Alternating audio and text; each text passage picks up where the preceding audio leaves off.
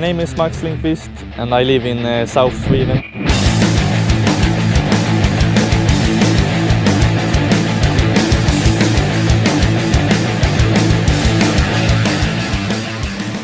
So my bike is a KTM 450 XE 2016. So I built a subframe for it myself. I have a stunt brake for my left hand. So when I was a small kid, I used to ride bicycles. I was afraid to ride on a motorcycle because I had no balance at all.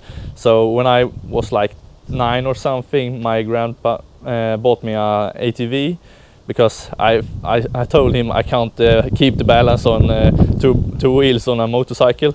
So yeah, when I turned 15, it was time to get the moped license. There is where my career started. So I had the Ryu RRX. It was almost stock. So when I turned 18, I got my first KTM XE 450.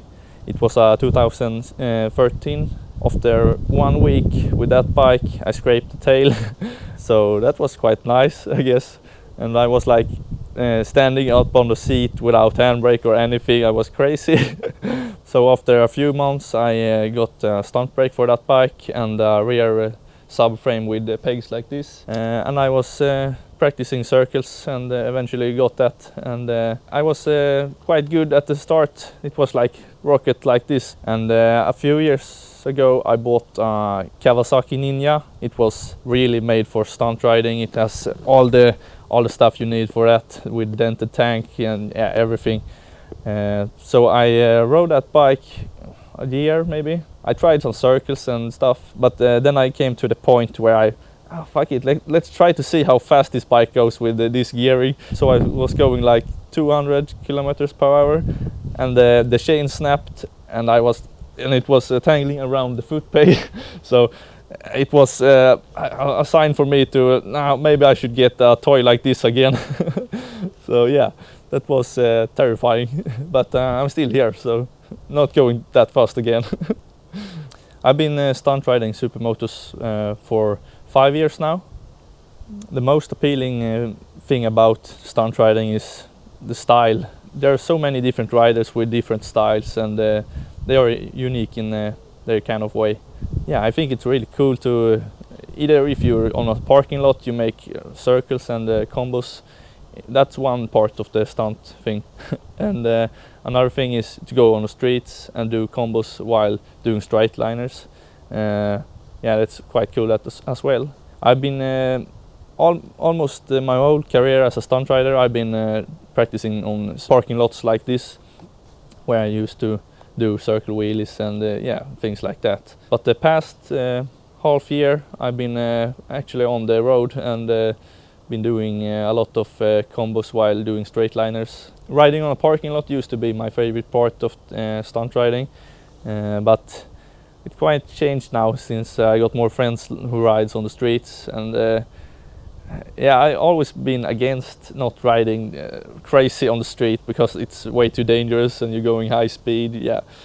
But now I think it's funnier to ride on the streets. Actually, you can do. Yeah, it's a new thing for me. You can do a lot more combos. The biggest difference between riding a stunt bike, like a sport bike, or a supermoto like this. On a stunt bike you can't see shit while you're doing sit-down wheelies. And it's like, yeah, you're like looking like this and trying to say something, but no. And riding a stunt bike is more like riding a train. It goes straight. On a supermoto it's like, yeah, you can just woo all over the road. You have I have more control over this bike than on a sport bike. As soon as I put on my helmet, I get a totally different mindset. I don't think that it's dangerous or anything. I just go with the flow. You have maybe you think sometimes about this can go really bad if I fall down here on the highway, but no, you don't think like that when you're in the mode. When I go riding, it's like I escape from the reality. It doesn't feel real. It feels like you're in a movie or something. I don't know. It just feels different from reality, and you get away from all the troubles you think of, and it's really nice.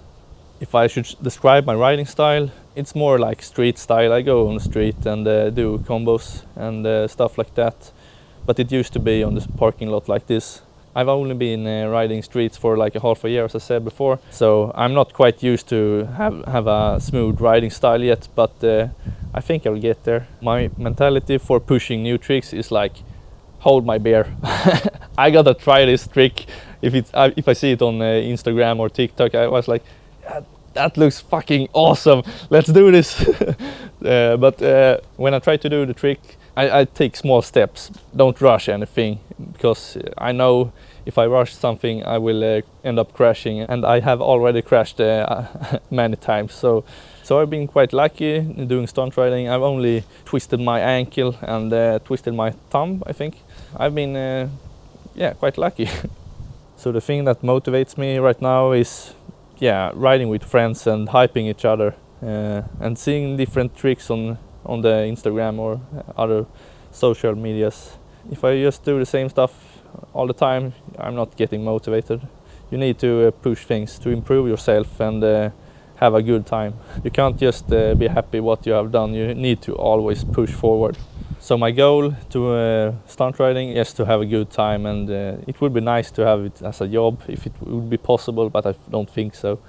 So I think it's hard to get fully sponsored and live as a stunt rider here in Sweden. You can get a few sponsors, but I don't think it will make you live on that. Maybe you get new parts for the bikes or anything like that, but maybe if you're doing stunt shows. I've never done paid stunt shows yet. I don't have any special favorite tricks. I just sometimes I like that trick and sometimes I like that trick. So it used to be a high shell scrape. It's quite dangerous, I think, and it feels unreal when you do it. So that's one of my favorite tricks. It used to be, at least.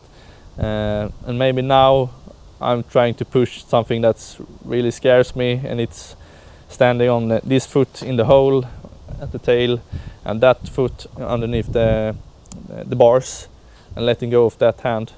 So you have nothing to brake with, you're just going with the throttle. So in like 2 years, maybe I want to do like commercials, videos, or be in a movie or something. That would be really cool, because I like to make projects where you have a script. A few years ago I got a question to be in a movie with Arnold Schwarzenegger. And that was like, what? Are you kidding with me?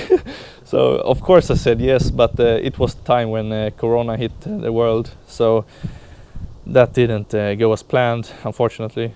So maybe in the future I will get the same kind of question again, and maybe it's that's the goal for my stunt riding career.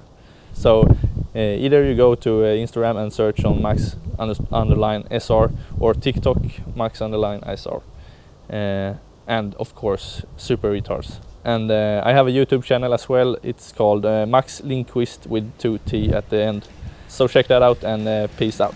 What is up, fellas? It is your boy Priest from the Super Retards crew. The first time that I met Max was probably about 5 or 6 years ago, and he came to an epic meet, and that's when I first saw him. He was riding around, and his riding looked really good, and he was doing really deep scrapes. So I was filming, and I told him, you know, dude, come over, how about you scrape over here and I'll film you. And he did some monster scrapes. I was really impressed. It looked really good, you know. And I talked to him the first time there, and you know, he was such a decent guy. I talked to him, you know, he was humble and fun to be around, a little bit of the quiet kind, but I really liked him. And that's the first time that I noticed Max. And I looked him up on Instagram, and he had a really worked out Instagram. Like, the pictures were really good, popping with colors, and the videos were good and everything. So, you know, he'd been working on that. And the guys in the crew noticed Max, and we wanted to take him into the crew. And eventually he became part of the Super Retards crew. And I'm very happy about that, because he's one of the more talented riders. He's one that is very skilled, and I actually enjoy his riding style a lot. And what I would say about his riding style is that his technique is very technical. See, Max will use a lot of clutch work effortlessly. So he will pop a wheelie and he will coast it back and jump off of the seat, and he will run on the ground and scrape the fender. And then he will jump back on the bike and keep on wheeling. Now, that's very technical.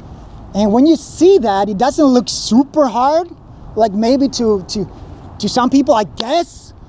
But, you know, working with the clutch like that, it is kind of hard.